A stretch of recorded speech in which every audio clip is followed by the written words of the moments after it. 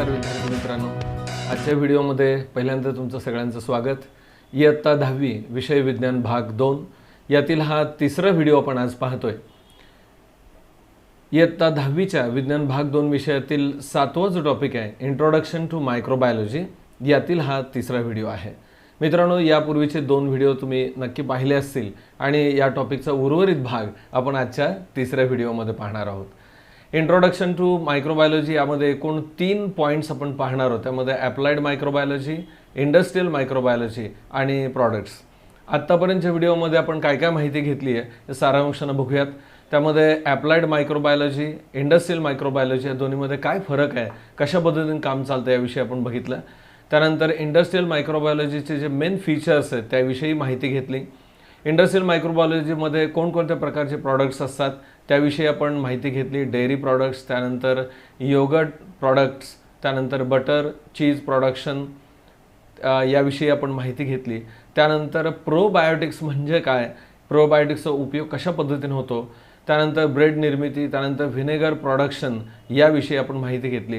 Production of beverages वेगवेगळ्या प्रकारचे कसे होतात, त्यानंतर मायक्रो ऑर्गॅनिझम कुठले वापरले जातात याही विषयी आपण माहिती घेतली आहे। त्यानंतर मायक्रोबियल एन्झाईम्सबद्दलची आपण माहिती घेतलेली होती। आणि शेवटच्या तासाला किंवा मागच्या व्हिडिओमध्ये आपण organic acid used in various commercial products and microbes useful for the same हा जो चार्ट आहे याविषयी आपण माहिती घेतली होती। त्याचबरोबर substance obtained by the microbial processing आणि त्याचे जे रोल्स आहेत याविषयी आपण माहिती पाहिलेली आहे। आणि आजच्या व्हिडिओमध्ये आपण अँटीबायोटिक्स हा नवीन पॉईंट पाहणार आहे। ठीक आहे, आजच्या व्हिडिओला आपण सुरुवात करूयात।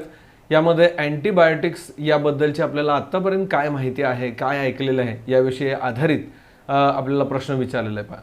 पहिला प्रश्न आहे, what do you mean by antibiotic? Antibiotic म्हणजे काय? मित्रांनो, हा जर शब्द तुम्ही नीट ऑब्झर्व केला किंवा पाहिला तर त्याच्यावर आपल्याला काय बोध होतो किंवा काय कळतंय पहा। यामध्ये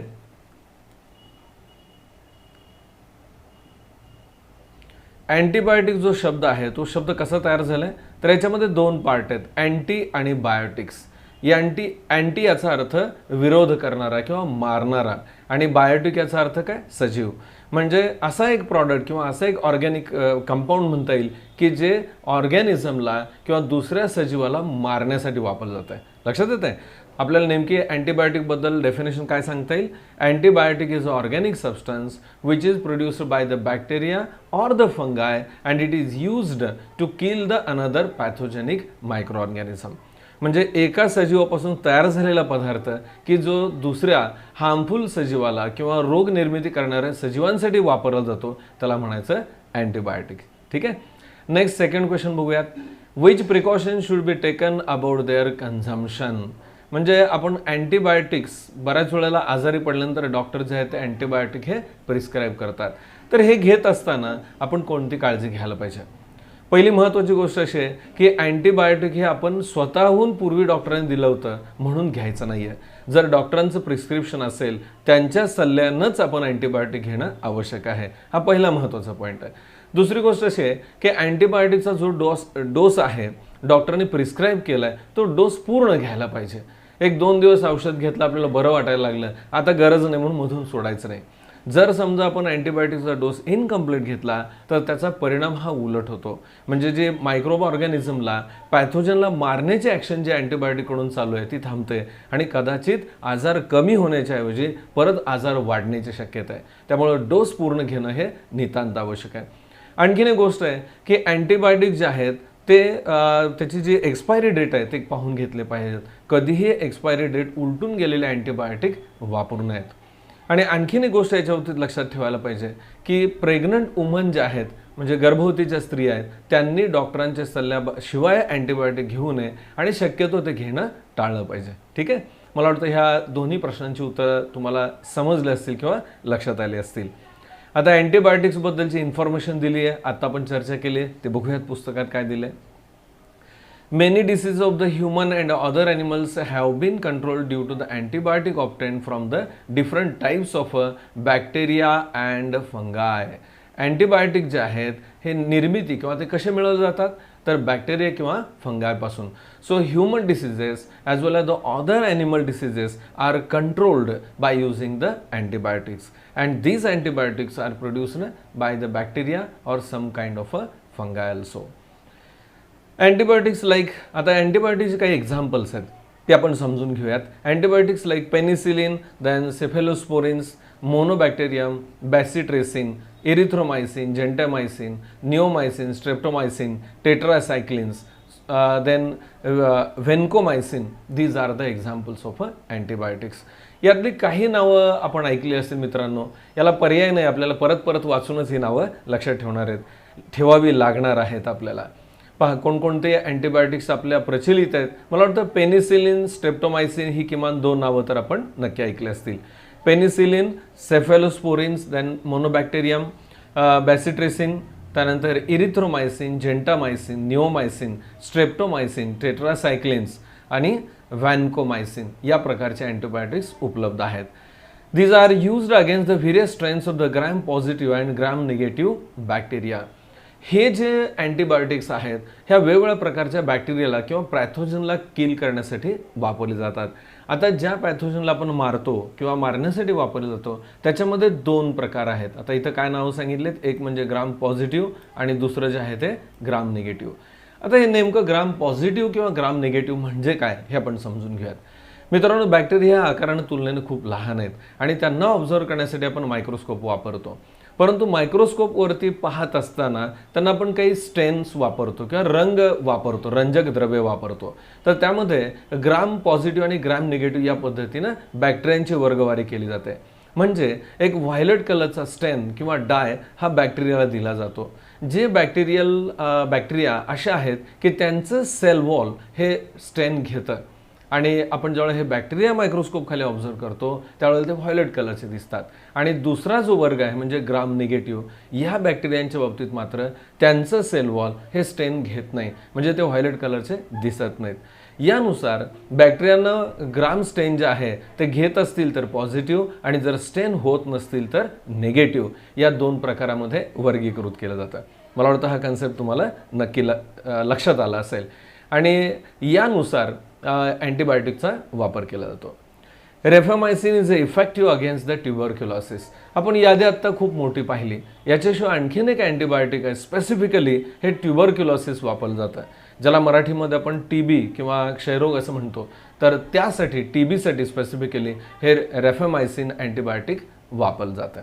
ठीक आहे, आपण नेक्स्ट पॉईंटकडे जाऊयात. कॅन यू टेल, काही प्रश्न विचारलेत पहा, यांची उत्तर आपल्याला आठवतात का बघा. तुम्ही म्हणजे आठवतात का, रिकॉल होतात का बघा. Which different materials are decomposed in a biogas plant. Biogas प्लांटबद्दल आपण ऐकलं असेल की बायोगॅस प्लांटमध्ये कोणकोणत्या प्रकारचे मटेरियल जे आहे ते डिकॉम्पोज केले जातात. मित्रांनो लक्षात घ्या, डिकॉम्पोजिशन प्रोसेस जी आहे ती ऑर्गॅनिक मटेरियलची होते. म्हणजे ॲनिमल ओरिजिन असेल किंवा प्लांट ओरिजिनचे जे ऑर्गॅनिक मॅटर असेल हे जनरली याच्यामध्ये वापरलं जातं. विशेषतः काऊ डंग असेल किंवा युरिन असेल किंवा प्लांट मटेरियलचं जे वेस्ट मटेरियल असेल, फोलन लीव्ज असतील किंवा फोलिएजेस ज्याला म्हणतो आपण, तर याचा उपयोग त्याच्यामध्ये केला जातो. ठीक आहे, त्यानंतर जो सेकंड पार्ट आहे, useful materials are obtained through it. Which useful materials are obtained through it? Which is the fuel out of those? पहा, म्हणजे या बायोगॅस प्लांटपासून आपल्याला कोणकोणत्या प्रकारचे आउटपुट किंवा मटेरियल्स मिळतात. मला वाटतं आपल्याला आयडिया असेल की या बायोगॅस प्लांटपासून मिथेन हा गॅस आपल्याला मिळतो. त्याच्याशिवाय चांगल्या किंवा उत्तम प्रतीचे फर्टिलायझरसुद्धा आपल्याला मिळतात आणि काही वेळेला लिक्विड बायोफ्युएल्स मिळतात. इथेनॉलची सुद्धा निर्मिती या प्रक्रियेमधून केली जाते आणि इथेनॉल जे आहे ते स्मोकलेस आणि अतिशय बेस्ट फ्युएल आहे. नेक्स्ट क्वेश्चन आहे, decomposition occur through which organism. हे बायोगॅस प्लांटमध्ये जे डिकॉम्पोजिशन होतं हे डिकॉम्पोजिशन करणारे मायक्रो ऑर्गॅनिझम कोणते. जनरली मिथेनोजेन्स हे जे बॅक्टेरिया आहेत हे बायोगॅस प्लांटमध्ये वापरतात की जे ॲनएरोबिक रेस्पिरेशन करतात. पहा, नाव मी आता काय सांगितलं, मिथेनोजेन्स. याच्यामध्ये 2 पार्ट आहेत परत, मिथेनो आणि जेन्स. मिथेनो म्हणजे मिथेन गॅस आणि जेन्स म्हणजे जनरेट किंवा निर्माण करणारे. म्हणजे अशी बॅक्टेरियल स्ट्रेन ह्या बायोगॅस प्लांटमध्ये वापरतात की जे मिथेनची निर्मिती करतात. हा मिथेन गॅस आहे की जो फ्युएल म्हणून आपण वापरतो. ठीक आहे, नेक्स्ट पॉईंट बघूयात आपण, मायक्रोब्स अँड फ्युएल्स. आत्ता सांगितल्याप्रमाणे मायक्रो ऑर्गॅनिझमचा उपयोग करून आपण वेगवेगळ्या प्रकारची फ्युएल निर्मिती करतो.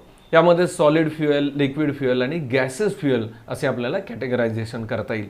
म्हणजे वेगवेगळ्या प्रकारची फ्युएल्स आपण निर्माण करतो आणि त्यांचा उपयोग करत असतो. ठीक आहे. पहिल्यांदा बघूयात आपण यामध्ये गॅसेस फ्युएल्स हा पहिला पॉईंट. ठीक आहे.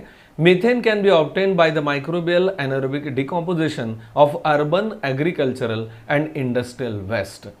Methane gas production is nothing but the gaseous fuel, and it is formed by the decomposition or the anaerobic decomposition of urban agricultural and the industrial waste. मला वाटतं हा पॉईंट सोपा आहे, तुमच्या नक्की लक्षात आला असेल. सेकंड पॉईंट जो आहे तो म्हणजे ethanol. Ethanol, that is an alcohol, is a clean or the smokeless fuel which is obtained during the fermentation of a molasses by the yeast, that is Saccharomyces. Second जो product आहे तो म्हणजे ethanol production. इथेनॉललाच आपण alcohol असं म्हणतो आणि हे fermentation process मिळवलं जातं. याच्या फर्मेंटेशनसाठी जो मायक्रो ऑर्गॅनिझम वापरला जातो तो म्हणजे ईस्ट स्पेसिस आहे सॅकॅरोमायसिस. ठीक आहे. नेक्स्ट पॉईंट आपण बघूयात, hydrogen gas is considered to be the fuel of a future. आधुनिक काळामध्ये किंवा कालांतराने एक वेळ अशी येईल की ज्या वेळेला आपण गॅसेस फ्युएल म्हणून हायड्रोजन गॅसचा उपयोग करू. Hydrogen gas is release during the biophotolysis of water in which bacteria perform the photo reduction. आता हायड्रोजन गॅस जो आहे तो बायोफोटोलिसिसमध्ये निर्माण केला जातो. शब्द काय, बायो फोटोलिसिस. याच्यामध्ये 3 पार्ट आहेत पहा. एक म्हणजे बायो, सेकंड आहे फोटो आणि तिसरा आहे लायसिस. प्रत्येक शब्दाचा अर्थ लक्षात ठेवले तर टर्म आपल्याला सहज लक्षात राहील. बायो याचा अर्थ आपल्याला माहिती आहे सजीव किंवा जिवंत.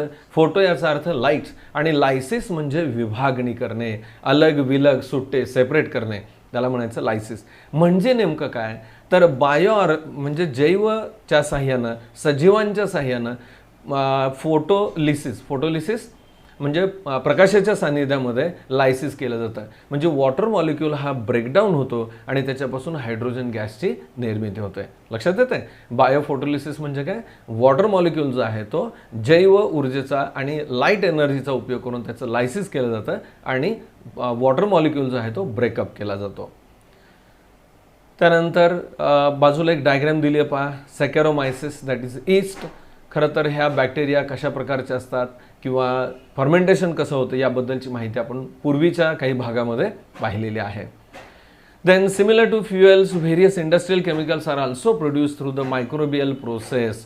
म्हणजे फक्त इंडस्ट्रियल म्हणजे काय म्हणू आपल्याला फ्युएल्सच निर्मिती करता येत नाही तर इंडस्ट्रियल केमिकल्सची निर्मिती सुद्धा या मायक्रोबियल प्रोसेस मार्फत केली जाते. त्याचे एक्झाम्पल बघूयात.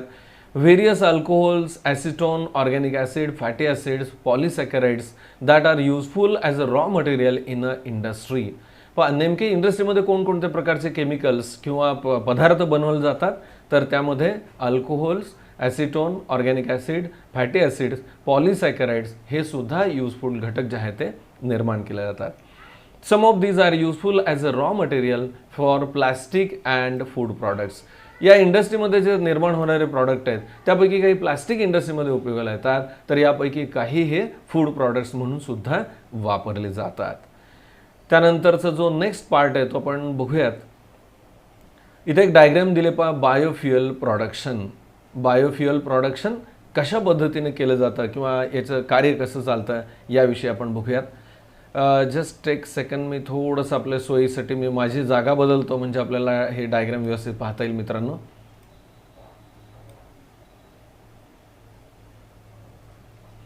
हां, आपल्याला बायोफ्युएल प्रोडक्शन कशा पद्धतीने होतं हा कन्सेप्ट या डायग्रामच्या आधारे समजून घ्यायचा आहे. काय याच्यामध्ये दिसतं पहा डायग्राममध्ये तर सोलार एनर्जी आणि CO2 जो वातावरणामध्ये किंवा ॲटमॉस्फिअरमध्ये अवेलेबल आहे त्याचा उपयोग करून फोटोसिंथेसिसच्या साहाय्यानं प्लांट जे आहे ते बायोमास तयार करतात. काय काय होतंय, फोटोसिंथेसिस प्रोसेस जे प्लांट करतात की ज्यासाठी सोलार एनर्जी आणि CO2 वापरलं जातं. हे तयार होणारे जे बायोमास प्लांट्समध्ये असेल याचा उपयोग ही झाडं जे आहेत ही तोडल्यानंतर त्याचं खोड असेल किंवा स्टेम जे आहे हे वाहतूक केली जाते, त्याचं थ्रेशिंग केलं जातं आणि शेवटी सेल्युलोज म्हणजे फायबर्स मिळवले जातात. या फायबर्सच्या वरती प्रोसेसिंग करून इंडस्ट्रीमध्ये या फायबरचं म्हणजे सेल्युलोजचं कन्व्हर्शन हे ग्लुकोजमध्ये केलं जातं. लक्षात येत आहे, सेल्युलोजचं कन्व्हर्शन ग्लुकोजमध्ये केलं जातं, म्हणजेच शुगरमध्ये असेल. हे शुगर मॉलिक्यूल जे आहे ते मायक्रोबियल ट्रीटमेंट केली जातात आणि याच्यापासून बायोफ्युअल्स निर्माण होतात. म्हणजे हे सॉलिड फॉर्ममध्ये असणारं जे फ्युअल आहे याचं कन्व्हर्शन हे लिक्विड फ्युअलमध्ये केलं जातं फर्मेंटेशन प्रोसेसनं. ठीक आहे. हे जे बायोफ्युअल्स असतील, इथेनॉल असेल, याचा उपयोग हा व्हेकल्स ड्राईव्ह करण्यासाठी, वाहनं चालवण्यासाठी केला जाईल. आणि ज्यावेळेला वाहनं चालवली जातील किंवा या इथेनॉलचं बायोफ्युअलचं बर्निंग होईल त्यावेळेला CO2 बाहेर पडेल. मग वाहनं असतील किंवा विमान असेल, या प्रत्येक ठिकाणी इंधन जाळल्यानंतर जो CO2 बाहेर पडेल तो परत ॲटमॉस्फिअरमध्ये जाईल आणि ॲटमॉस्फिअरमध्ये गेल्यानंतर तीच प्रोसेस रिपीट होत राहणार आहे. म्हणजे बायोजिओ केमिकल सायकलबद्दल आपण माहिती घेतली होती, तेच इथं परत आपण पाहतो याच्यामध्ये. मला वाटतं हा कन्सेप्ट तुम्हाला नक्की लक्षात आला असेल.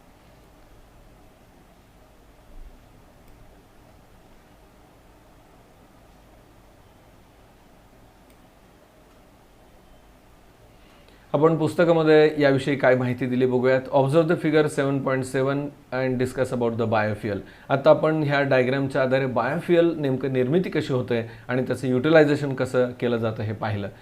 Biofuel is important among the renewable source of a good energy. खरं तर बायोफ्युअल हे अतिशय उत्तम प्रतीचं इंधन आहे, हे आपल्याला वेगळं सांगायला नको आहे. These fuels are available in a solid, the liquid and the gaseous state. आपल्याला तिन्ही फॉर्ममध्ये हे फ्युअल्स मिळतात. तीन कुठले कुठले, तर सॉलिड आहे, त्यानंतर सेकंड जे आहे ते लिक्विड फॉर्ममध्ये आहे आणि तिसरं जे आहे ते म्हणजे गॅसेस फॉर्ममध्ये. आता हे सॉलिड, लिक्विड आणि गॅस हे जे तीन फॉर्म आहेत, यापैकी सॉलिडचं जे एक्झाम्पल जर सांगायचं झालं तर त्यामध्ये कोल, डंग आणि क्रॉप रेसिड्यूचा समावेश आहे. तर लिक्विडमध्ये व्हेजिटेबल ऑइल आणि अल्कोहोल एक्झाम्पल सांगता येतील आणि गॅसेसमध्ये गोबर गॅस, कोल गॅस यांचा समावेश होतो. These fuels are easily available and in the plenty of a quantity. या फ्युअलचं वैशिष्ट्य असं आहे, एक तर ते भरपूर प्रमाणामध्ये उपलब्ध आहे आणि इझिली, सहजरित्या आपल्याला मिळतं. These are reliable fuels of the future. अगदी भविष्यकाळाच्या दृष्टीने सुद्धा आपल्याला योग्य प्रकारचं असं ते इंधन आहे. नेक्स्ट पॉईंट आपण बघूयात, तो म्हणजे मायक्रोबियल पोल्युशन कंट्रोल. पोल्युशन ही जगाच्या समोरची असणारी समस्या आपल्याला माहीत आहे आणि हे पोल्युशन कंट्रोल करण्यासाठी आपण मायक्रोबचा उपयोग कशा पद्धतीने करू शकतो याविषयी बघूयात. Solid waste, sewage and the various pollutants are ever increasing with increase in a pollution.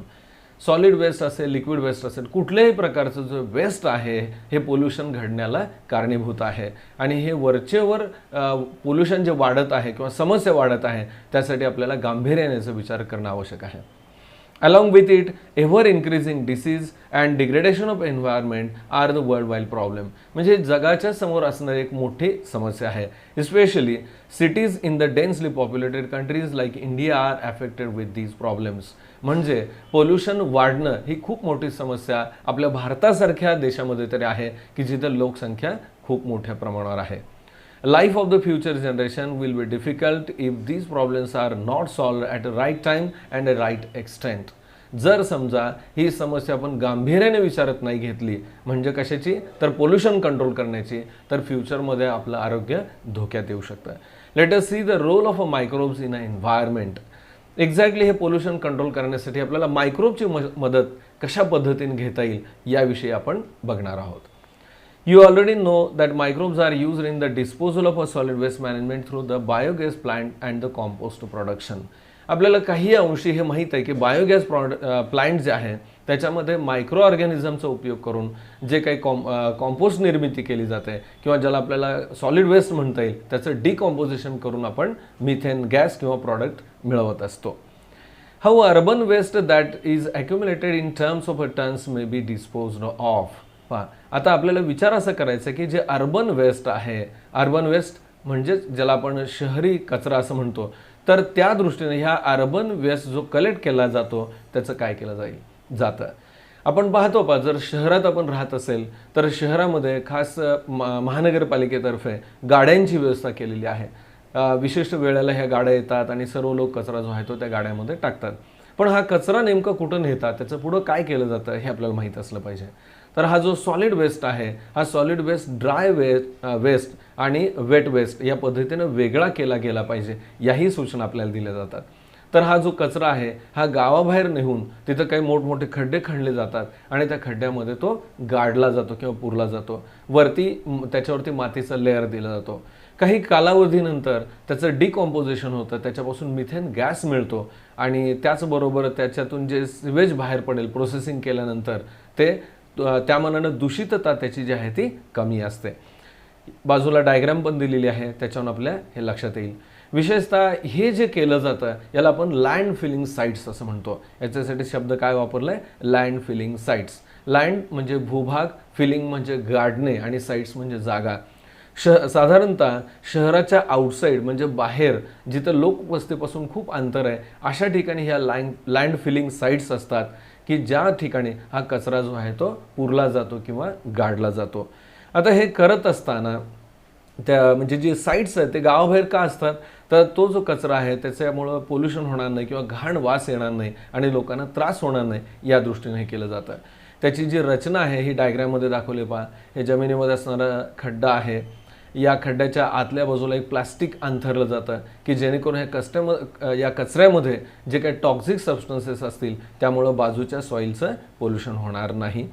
त्यानंतर हा जो गार्बेज आहे, कचरा आहे जो आतमध्ये इन्सर्ट केला जातो, मी आता सांगितलं, त्यापासून मिथेन गॅस बाहेर पडतो, तो युटिलाइज केला जातो आणि जे सिवेज असेल, कलेक्शन ऑफ सिवेज, हे बाहेर वरती आणलं जातं, त्याच्यावरती प्रोसेसिंग करून ते वापरात परत आणलं जाऊ शकतं.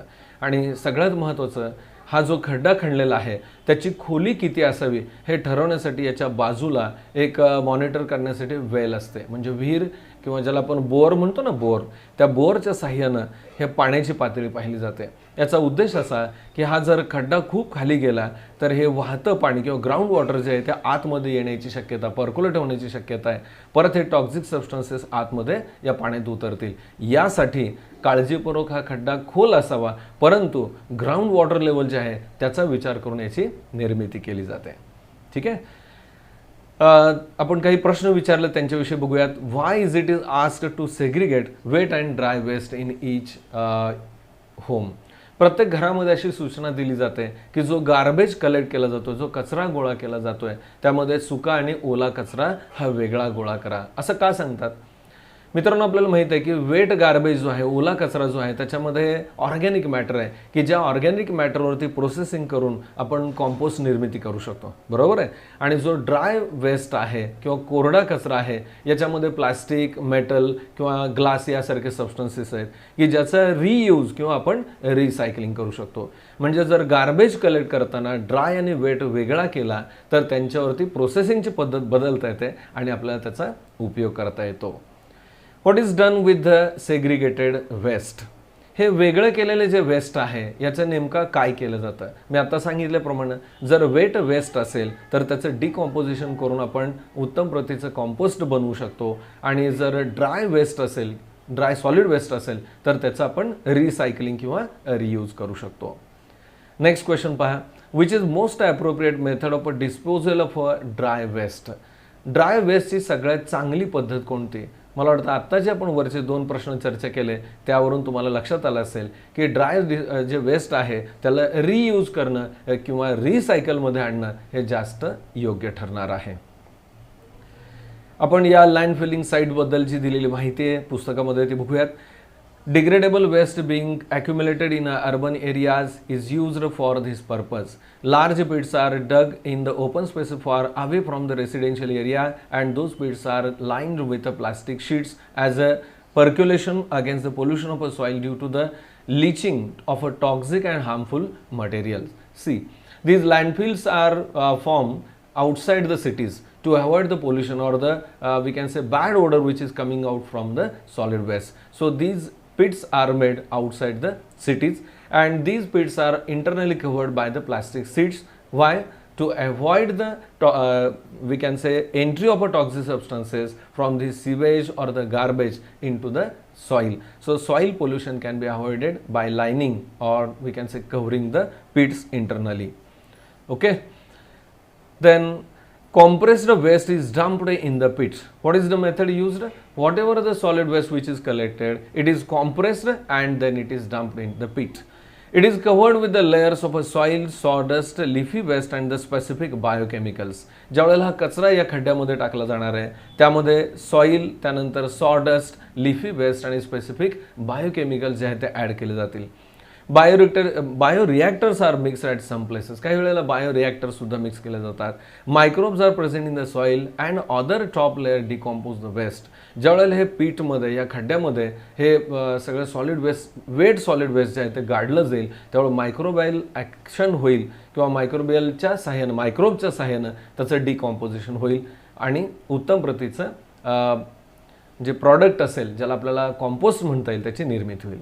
Completely filled pit is sealed with a soil slurry. ज्यावेळेला हा कचऱ्यानं खड्डा पूर्ण भरेल त्यावेळेला मातीचा भराव किंवा वरच्या बाजूला टाकली जाईल. Best quality compost is formed after a few days. Such line filling sites can be reused after removal of a compost. जसा जसा कचरा टाकला जाईल एक वेळ अशी येईल की तो कचऱ्यानं खड्डा भरेल, तो काही कालावधीसाठी ठेवल्यानंतर त्याच्यामध्ये उत्तम प्रतीचं कॉम्पोस्ट तयार होईल. हे कॉम्पोस्ट त्यातनं काढून नेल्यानंतर त्याच खड्ड्याचा उपयोग आणखीन कचरा ॲड करून कॉम्पोस्ट निर्मितीसाठी आपण करू शकतो. Observe the garbage vans and Gram Panchayat and municipality nowadays there is a facility of decreasing the volume of garbage by compaction in those vans. Explain the advantages of this activity. आपण पाहिलं असेल ज्या शहरी भागामध्ये ज्या कचरा गोळा करणाऱ्या गाड्या आहेत ह्या कचरा घेऊन जातात, पण घेऊन गेल्यानंतर तो कचरा जो आहे तो कॉम्प्रेस केला जातो. कॉम्प्रेस करण्यामुळे तो कॉम्पॅक्ट होतो आणि कमी जागेमध्ये जास्तीत जास्त कचरा जो आहे तो भरता येतो किंवा भरला जातो. ठीक आहे. त्यानंतरचा नेक्स्ट पॉईंट आपण बघूयात तो म्हणजे सिवेज मॅनेजमेंट. सिवेज मॅनेजमेंट ज्याला घाण पाणी म्हणतो आपण, विशेषतः जे शौचालयापासून निघणारं जे घाण पाणी आहे त्याचं व्यवस्थापन कशा पद्धतीने केलं जातं याविषयी आपण बघूयात. In villages domestic sewage is disposed of either in a near by soil or in a biogas plant. खेडेगावामध्ये हे जे पाणी आहे, घाण पाणी आहे, एकतर जवळच्या मातीमध्ये किंवा जमिनीमध्ये मिसळलं जातं किंवा बऱ्याच वेळेला बायोगॅस प्लांटला ते दिलं जातं. However, in cities, sewage needs to be carried to processing unit and acted upon by the microbial process. शहरामध्ये मात्र हे सिवेज वॉटर जे आहे खास प्रोसेसिंग युनिटपर्यंत घेऊन नेलं जातं आणि त्याच्यावरती प्रोसेस केली जाते. Microbes which can decompose any compound as well as destroy the pathogens of cholera, typhoid, etc. are mixed with a sewage. मी आता सांगितलं पहा, यामध्ये मैला किंवा विष्ठा असल्यामुळं या पाण्यामध्ये किंवा या घाण पाण्यामध्ये कॉलरा किंवा टायफॉइड पसरवणारे मायक्रो ऑर्गॅनिझम असतात. तर त्यांना मारण्यासाठी, त्यांना किल करण्यासाठी काही मायक्रोब जे आहेत ते त्याच्यामध्ये मिक्स केले जातात. They release the methane and CO2 by decomposition of the carbon compound present in the sewage. हे मायक्रो ऑर्गॅनिझम जे आहेत हे डिकॉम्पोजिशन करतात आणि त्यापासून मिथेन आणि कार्बन डायऑक्साईड गॅस जो आहे तो बाहेर पडतो. Phenol oxidizing bacteria decompose the xenobiotic chemicals present in a sewage. Phenol oxidising bacteria जे आहेत हे काही हार्मफुल किंवा झिनोबायोटिक केमिकल जे आहेत त्याचं डिकॉम्पोजिशन करतात. पहा, फिनॉल ऑक्सिडायझिंग बॅक्टेरिया जे आहेत हे झिनोबायोटिक केमिकल्स जे असतात त्यांचं डिकॉम्पोजिशन करतात. त्यानंतर the sludge that settles down in the process, this process can again be used as a fertiliser. शेवटी जो स्लज याचा अर्थ गाळ, खाली साठणारा जो तळाशी असणारा गाळ असेल ना किंवा साका, हा परत प्रोसेस करून वापरता येऊ शकतो. कशासाठी? As a fertiliser. ठीक आहे. Water release after microbial treatment is environmentally safe. हे जे पाणी बाहेर पडेल या प्रोसेसमधून किंवा शिल्लक राहिलेलं पाणी असेल हे पर्यावरणाच्या दृष्टीनं अपायकारक नाही.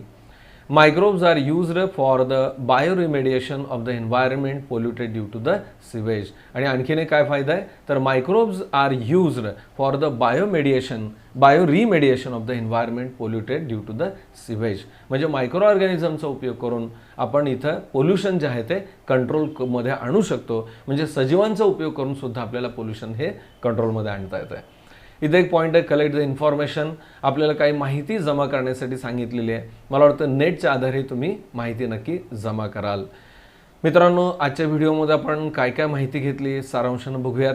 पहिल्यापासून आजच्या टॉपिकला आपण जी सुरुवात केली ती म्हणजे अँटीबायोटिक्स. अँटीबायोटिक्स म्हणजे काय आपण बघितलं की जे ऑर्गॅनिक कंपाऊंड्स आहेत फंगस किंवा बॅक्टेरियापासून बनवले जातात, ऑर्गॅनिक कंपाऊंड की जे दुसऱ्या पॅथोजनला मारण्यासाठी वापरले जातात. आता याच्यामध्ये मायक्रोब्स अँड फ्युएल्स याबद्दलची आपण माहिती नंतर घेतली. त्यामध्ये गॅसेस फ्युएल, त्यानंतर सॉलिड आणि लिक्विड फ्युएल याबद्दल माहिती घेतली. त्यानंतर बायोफ्युएल जे प्रोडक्शन आहे ते कशा पद्धतीने होतं हे डायग्रामच्या आधारे आपण पाहिलं. त्यानंतर मायक्रोबियल पोल्युशन कंट्रोल हा अतिशय महत्त्वाचा पॉईंट आपण विचारात घेतला की पोल्युशन जे होतं आहे हे कंट्रोल करण्यासाठी मायक्रो ऑर्गॅनिझमचा आपण उपयोग कशा पद्धतीने करतो हे पाहिलं. त्यानंतर मॉडर्न लँडफिलिंग साईट्स जे आहेत त्यांची रचना आणि कार्य कशा पद्धतीने चालतं याविषयी बघितलं. आणि नंतरचा पॉईंट होता सिवेज मॅनेजमेंट, म्हणजे जे घाण पाणी असेल, मैलायुक्त पाणी असेल तर त्याची प्रोसेसिंग किंवा ट्रीटमेंट कशा पद्धतीने केली जाते याविषयी माहिती घेतली. पुढच्या व्हिडिओमध्ये आपण क्लीन टेक्नॉलॉजी आणि उर्वरित या टॉपिकमधील जो भाग आहे तो पाहणार आहोत. मित्रांनो, व्हिडिओ आपल्याला आवडला असेल, व्हिडिओला लाईक करा, आपल्या मित्रांना भरपूर शेअर करा आणि चॅनलवर जर नवीन असाल तर सबस्क्राईब करायला विसरू नका. बेल आयकॉनवरती क्लिक करा की जेणेकरून मी ज्यावेळेला नवीन व्हिडिओ अपलोड करतो त्यावेळेला तुम्हाला त्याचे नोटिफिकेशन मिळेल. भेटूयात पुढच्या व्हिडिओमध्ये.